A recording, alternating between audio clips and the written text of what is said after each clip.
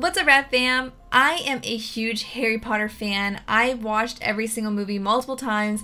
I remember going to see several of them actually in theater. And as you all know, if you have been here for a minute, or if you're new, hi, hello, my name's Kaylena. Thank you for joining the Rat Fam. I love fan theories. So I want today to put those two things together and explore some creepy, mind-altering, okay, that's a little overstretched, fan conspiracy theories about Harry Potter movies. So let's get to it. Some of these are going to be real sad. Just telling you now. The first one we are going to explore is one that may alter how you see the franchise the most.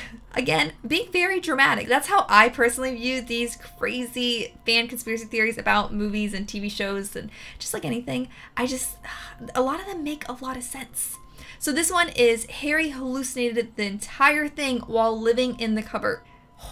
This is sad. This is gonna be sad. I already know. In this horribly depressing theory, the entire series is actually just a dream created by a starving and depressed and abused Harry.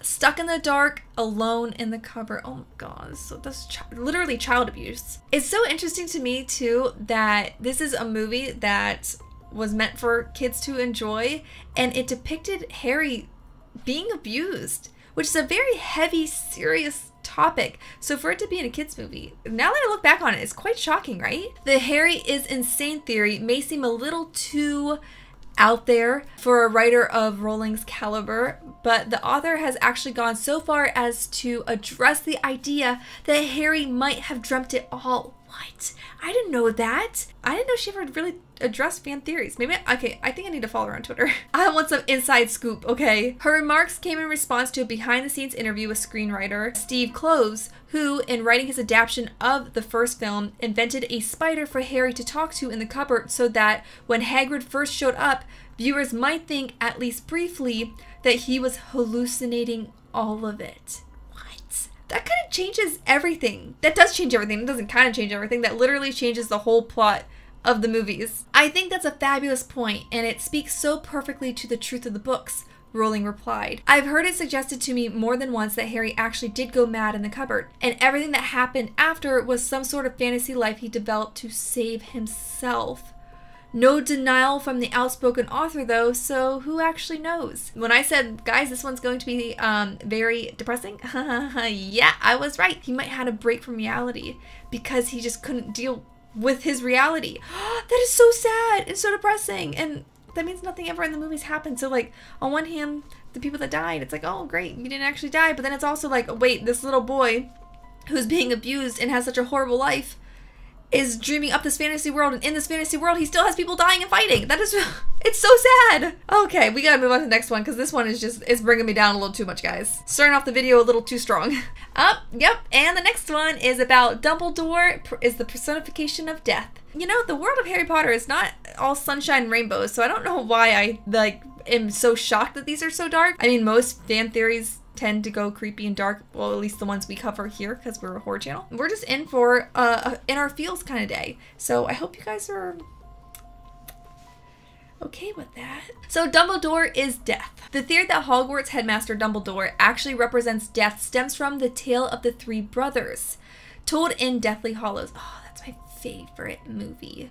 Oh, I love Deathly Hallows. That is by far my favorite of the film franchise. The story talks about three brothers who all try to cheat death in their own way, which many have compared to the journeys of Voldemort, Snape, and Harry throughout the series. Voldemort represents the oldest brother who believes he can defeat death, but eventually falls due to his ego, which is very fitting. Snape is the second brother who spends his whole life focused on his lost love, Lily.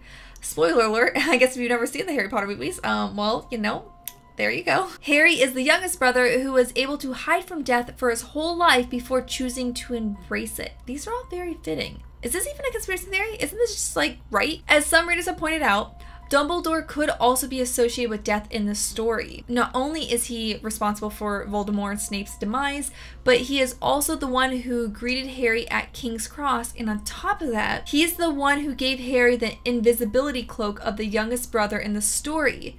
J.K. Rowling herself has supported this theory on Twitter, calling it her favorite fan theory and saying that it's a beautiful theory and it all fits. I mean, this one makes a lot of sense. It all fits. It seems like it was purposefully planned to be interpreted that way. For the author then to say that it's a beautiful theory and that it all fits would indicate that that's not how she intended it, so it was just a coincidence? Interesting. We are a horror community here. We like the spooky, okay? So don't think I wasn't gonna throw some spooky fan theories in here, obviously. This one is Draco is a werewolf. And how, why, who, and when? In this theory, Draco's dickishness is at least a little bit explained by his transformation into a werewolf at some point between the 5th and 6th books. Everyone knows by now that Draco's father, Lucius, was pretty heavily involved with Voldemort, who is known to have just a little bit of a temper. A little bit. That is the understatement of the lifetime. Lucius wasn't always Voldemort's best servant, even though he did try his hardest, and with all the times that he failed the Dark Lord,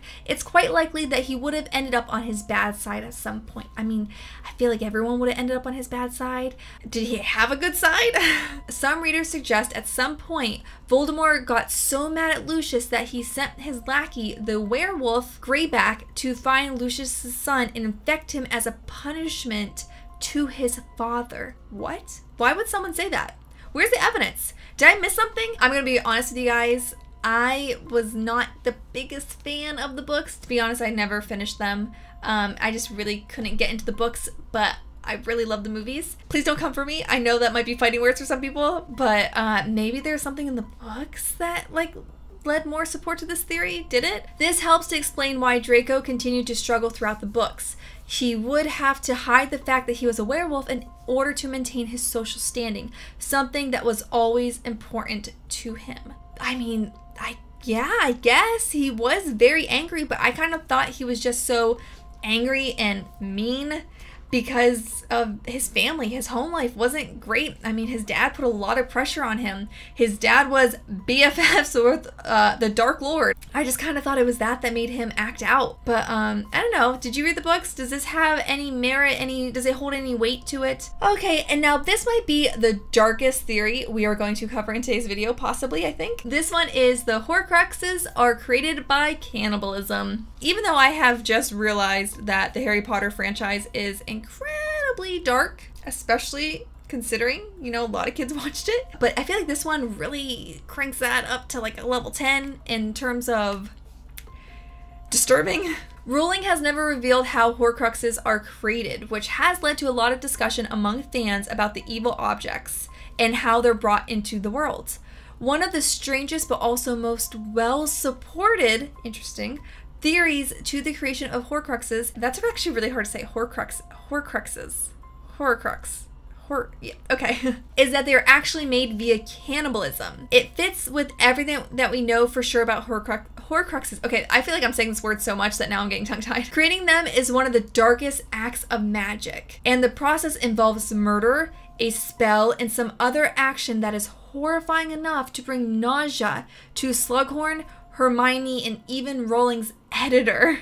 What? The theory suggests that this horrifying act could be cannibalism, one of the darkest acts that is frequently connected with gaining strength and power from the dead, with Voldemort eating his victims after he or one of his agents kills them. This theory obviously doesn't apply to Harry Potter, who Rowling has stated isn't a true Horcrux, since Voldemort did not complete the proper ritual to make him one. Again, spoilers. Sorry if you haven't watched the Harry Potter franchise. Oh, wow. Okay. I mean, yeah, I guess it fits. Oh, wouldn't you love to know though? So that means Rowling shared with her editor what the act is, but she hasn't shared it with us? Why? Then she knows, but she's not sharing? Did I read that wrong? That's how I interpreted it. If she shares so much, why hasn't she shared this? Is there a reason? Is it because it's so disturbing that people are just like, hey, Rowling, you gotta tone it down a little bit. We can't share this because kids. And another fun horror-themed one would be that Snape is a vampire. And I mean, come on, his looks alone, I can see it. I kind of already believe it. But let's hear why this theory exists and like what support outside of his looks people suggest. Years before Twilight caused a huge surge in popularity for brooding, mysterious vampires, J.K. Rowling included her own miserable bloodsucker in Harry Potter series. At least that's what some fans have believed for years. Years? Really? What the heck? There's a whole section of the fandom that thinks Severus Snape is a vampire. Yes, he's pale and lives in a dark dungeon. Sure, he wears a lot of black clothes. However, there's no concrete evidence that